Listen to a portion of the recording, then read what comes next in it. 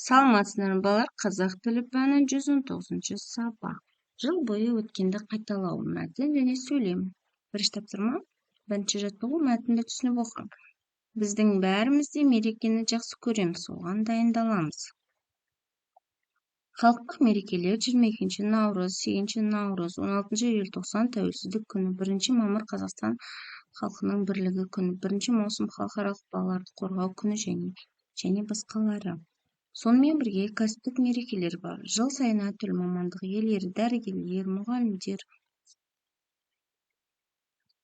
құрылысшылар, шахтерлар, металлургтер тағы басқалар өз мерекелерін тойлайды. Бұл күні мерекелік жиналыс, салтанатты кеш өтеді. Үздік жұмысшыларға, қызметкерлерге атақ және сыйлықтар беріледі. Мәтін мазмұнына сәйкес атты анықтап. Жоғарыда оқыған мәтінге сәйкес келетін мерекелер деп ат қойсақ болады. Бұл мәтін қандай мәтін? Бұл мәтін әңгімелеу мәтіні. Мәтін бөліктерін толықтырайықшы. Мерекелік дайындық, халықтық және кәсіптік мерекелер, үздік қызметкерлерге атақ және сыйлықтың берілуі.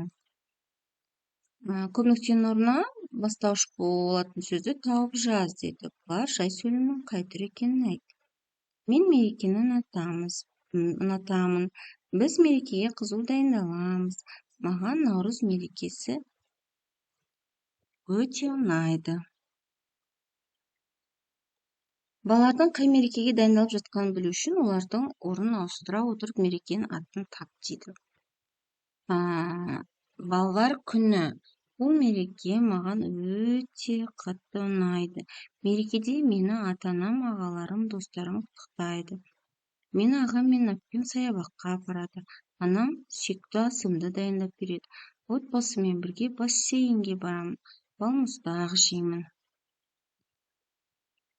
Сөздердің ара-жігін ажыратып мақал жаз. Бірлік бар жерде бірлік бар. Ал балалар, осымен сабағымыз аяқталды. Алдағы сабақтарымызды жіберіп алмас үшін арнамызға тіркеліп лайк басуды ұмытпаңыз.